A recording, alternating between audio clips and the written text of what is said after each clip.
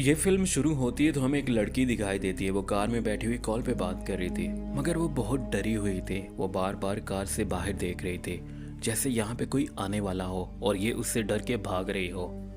और इस लड़की का नाम जैस था। वो कार से बाहर आती है और फिर वो अपनी रिंग उतारती है, उस कार पे रख देती है और फिर कार को वहीं छोड़कर जैस किसी को ढूंढ रही होती है।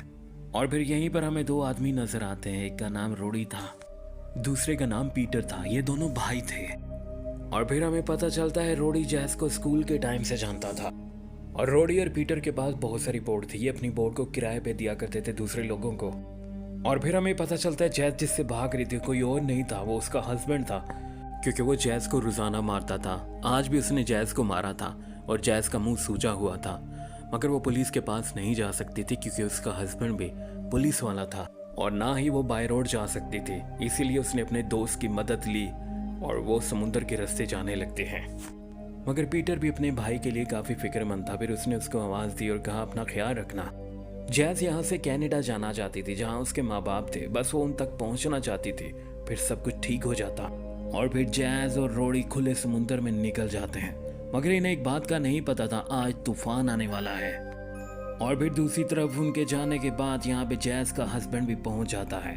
वो उसके कार के पास पहुंच चुका था और फिर यहीं पर उसे जैस की रिंग भी मिल जाती है और उसका मोबाइल भी मिल जाता है। असल में जैस की ये सबसे बड़ी बेवकूफ़ी थी जो उसने अपनी रिंग उतार दी थी, क्योंकि उसका हस्बैंड जानता था उसे जब भी मौका मिलेगा वो मुझे छोड़ जाएगी।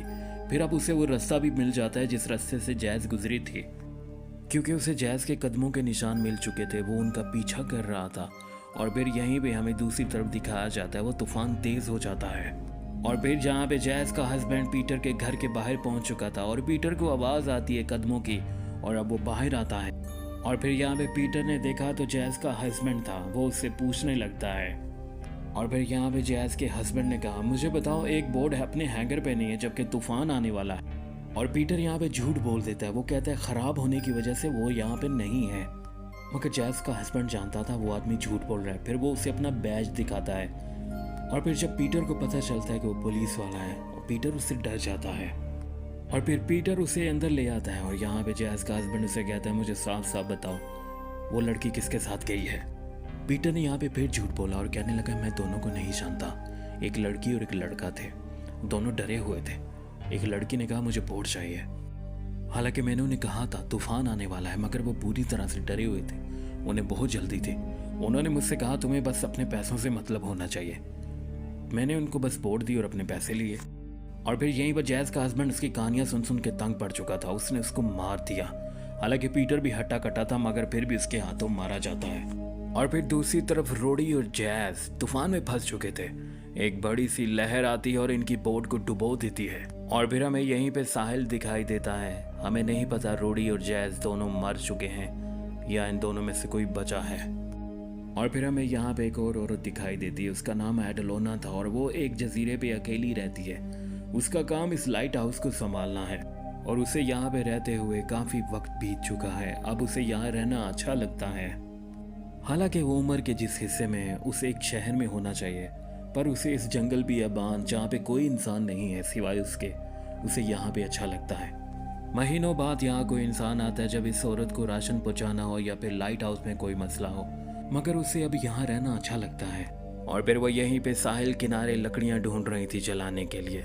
उसे काफ़ी लकड़ियाँ मिल भी गई थी, मगर अब उसकी नज़र पड़ती है किनारे पर कुछ इंसान जैसा उसे नज़र आ रहा था। फिर वो भाग के उसके पास आती है और फिर जैस होश में आ जाती है, मगर रोडी का नहीं पता था, वो शायद डूब गया था, नाव भी उसके साथ डूब गई थी। और फिर वो औरत उसे सहारा देकर घर ले आती है और जैस यहाँ पे काफ़ी दिन बेहोश रहने के बाद और फिर आखिरकार उसे होश आ जाती है, मगर वो अभी भी बुरी तरह से डरी हुई थी क्योंकि वो अपने हस्बैंड को जानती थी, वो कहीं भी पहुंच सकता था।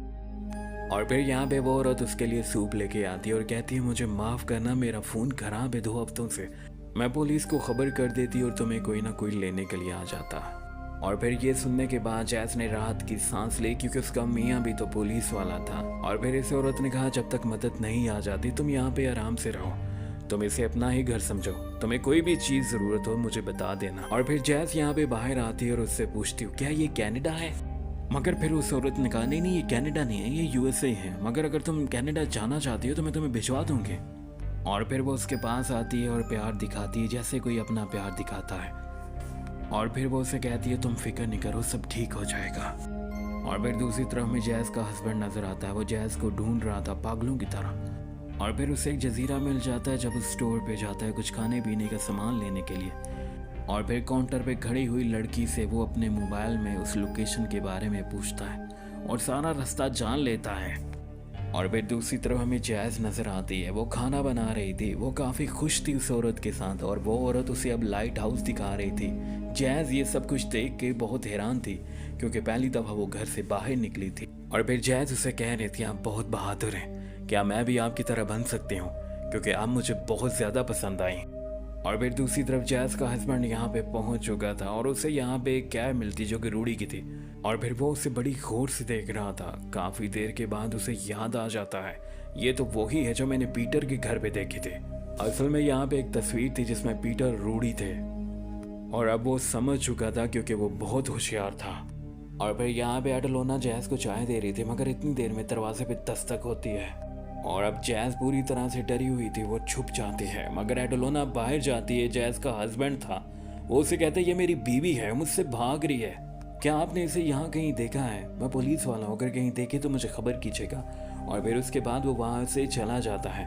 मगर जैज़ अभी तक बुरी तरह से डरी हुई थी और एडलोना ने उसकी जान बचा ली थी मगर फिलहाल। और फिर एडलोना को यहीं पे पता चलता है कि जैज़ ने उसके साथ झूठ बोला था, असल में वो अपने हस्बैंड से भाग रही थी। और फिर जैज़ उसे अपने बारे में बताती है। उसे कहती है हमारी शादी को 3 साल हो गए मगर वो पहले बहुत अच्छा था। और फिर जैसे जैसे वक्त गुजरता गया वो बदलता गया।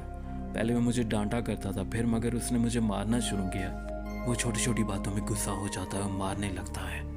मैं अब उसके साथ नहीं रह सकती, इसीलिए मैं अपने माँ बाप के घर जाना चाहती हूँ। और फिर हमें यहाँ पे जैज़ का हस्बैंड नजर आता है। वो एडलोना के बारे में मालूमात ले रहा था, उसे कोई मालूमात नहीं मिल रही थी, ये एक गलत बात थी।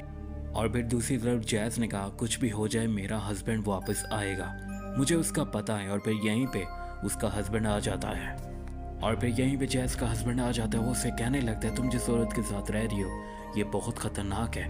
मगर जैज़ अपने हस्बैंड से डरी हुई थी, वो उसकी बातों पे बिल्कुल भी यकीन नहीं कर रही थी।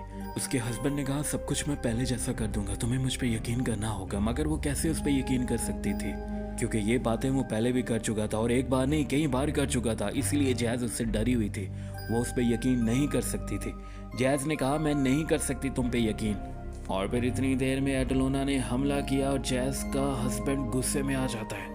वो एडलोना को मारने वाला था कि जैज़ ने उसी छड़ी से उसकी टांगों पे मारा। मगर यहीं पर मुझे एक बात समझ नहीं आती, जो पुलिस वाला इतना तेज तराज हो, एक हॉकी लगने से वो भी टांगों के ऊपर, वो बेहोश हो जाता है।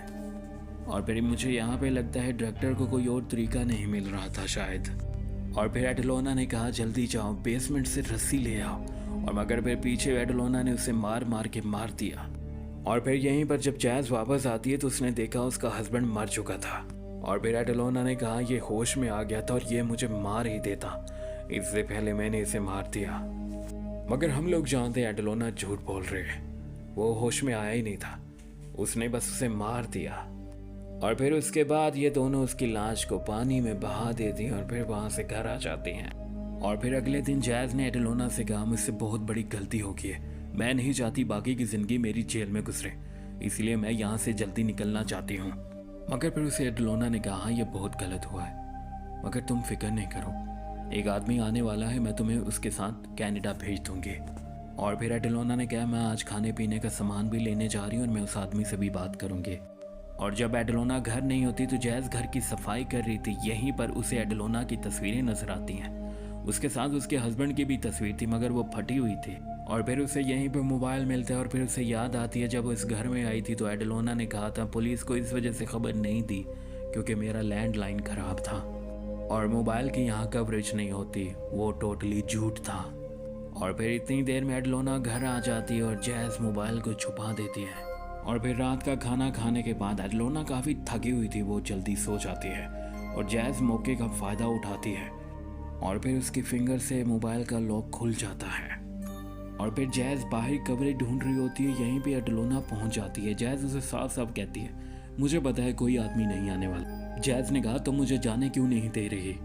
एडलोना ने कहा, देखो अगर तुम पकड़ी जाती हो तो तुम्हारे साथ मैं भी पकड़ी जाऊंगी, क्योंकि हम दोनों ने मिलकर एक इंसान को मारा है और तुम अभी तक पूरी तरह से ठीक भी नहीं हो। तुम ठीक हो जाओ तो फिर यहाँ से चली जाना। और फिर अगले दिन जैज ने कहा, मैं आज चली जाऊंगी, मगर मैं आपसे वादा करती हूँ मैं आपका नाम कभी भी नहीं लूँगी। और फिर हमें पता चलता है एडलिना अनस्टेबल थी, उसका दिमाग सही तरीके से काम नहीं कर रहा था, क्योंकि वो सारी ज़िंदगी अकेली रही थी। मगर जब जैज उसकी ज़िंदगी में आती है तो उसकी ज़िंदगी में खुशियाँ भी आ जाती हैं। अब कोई था जो एडलिना से बातें करता था, उसकी बातों पे हंसता था, उसकी फ़िक्र करता था। ये उसे बहुत पसंद था, वो इसलिए उसे नहीं जाने दे सकती थी। और फिर अगले दिन जब जैज वहाँ से जाने लगती है, एडलिना बहुत गुस्से में थी। वो आती है, एक लकड़ी से उसे मारती है और जैज वहीं पे बेहोश हो जाती है। और फिर जब जैज की आँख खुलती है तो एडलिना उसके पास थी और जैज को उसने बांध दिया था। और कहती है जैज से, बस मैंने तुम्हारा एक पाँव तोड़ दिया है, बस मैं ये चाहती हूँ कि तुम मेरे साथ रहो, क्योंकि तुम मुझे बहुत ज़्यादा पसंद हो। क्योंकि एडलिना थक चुकी थी अकेले रहकर, अब उसे साथ चाहिए था। और फिर जैज ने कहा, मुझे खुली फिजा में जाना है, और एडलिना उसे खुली फिजा में ले जाती है। और यहीं पर जैज के पास एक कांच का टुकड़ा था, मगर एडलिना समझ जाती है और उसे घसीट कर पुराने स्टोर रूम में बंद कर देती है। जैज को यहाँ पे काफ़ी चीज़ें मिलती हैं, उसे एक कांच का टुकड़ा भी मिल जाता है, जिसकी मदद से वो दरवाजे को काटने लगती है। और फिर रात हो जाती है, एडलिना आती है जैज को कंबल देने के लिए, मगर जैज पहले ही बाहर थी। ये बात एडलिना को नहीं पता थी। जब वो दरवाज़ा खोलती है, जैज उसे धक्का दे देती है। और अब एडलिना स्टोर में गिर चुकी थी और जैज दरवाज़ा बंद करके वहाँ से चली जाती है। और फिर यहीं पे एडलिना चीख रही थी, चिल्ला रही थी, मगर जैज उसकी नहीं सुनती। जैज को वहाँ पे एक फ्लेयर गन मिल जाती है और फिर जैज फ्लेयर गन से फायर कर देती है, मगर इतनी देर में एडलिना आ जाती है। वो उसके मुंह पे कपड़ा डाल के उसे मारने वाली होती है। और फिर यहीं पर पुलिस वाला आ जाता है। उस फ्लेयर गन की रोशनी देकर वो एडलिना से कहने लगता है, यहाँ पे मैंने फ्लेयर गन की रोशनी देखी है, मगर एडलिना उसे कहती है ऐसा कुछ नहीं है यहाँ पर। और फिर दूसरी तरफ हमें जैज नजर आती है, वो फिश टैंक को नीचे गिराने वाली थी और फिर वो किसी तरह से उस फिश टैंक को नीचे गिरा देती है। उसकी आवाज़ सुन के पुलिस वाला कमरे में जाता है और वो पुलिस वाला जैज को देख लेता है, मगर इतनी देर में एडलिना उसे मार देती है। और एडलिना यहाँ पुलिस वाले के साथ लगी हुई थी और जैज को वक्त मिल जाता है भागने का। वो भाग जाती है साहिल की तरफ और फिर अब वो जैज के सामने पहुंच चुकी थी। एडलिना यहाँ पे रो रही थी, उसे बस साथ चाहिए था, मगर ये उसका तरीका गलत था। असल में वो अकेले रह रह के पागल हो चुकी थी। वो जो भी बुरा काम करती थी उसे सही लगता था। उसने अपने हस्बैंड को भी ऐसे ही मारा था। और फिर एडलिना एक लोहे की रॉड से जैज को मारने वाली थी, मगर जैज ने उसे ही गिरा दिया उस लोहे के ऊपर। और फिर वो लोहे की रॉड अब एडलिना के आर पार हो चुकी थी, वो मर चुकी थी। और फिर हमें यहाँ पे नजर आता है पुलिस आ चुकी थी और जैज अपनी मॉम से बात कर रही थी। और फिर ये मूवी यहीं पे ख़त्म हो जाती है। ये मूवी 2025 में आई थी। आपको ये मूवी कैसी लगी? फीडबैक में अपनी कीमती राय का इजहार ज़रूर कीजिएगा।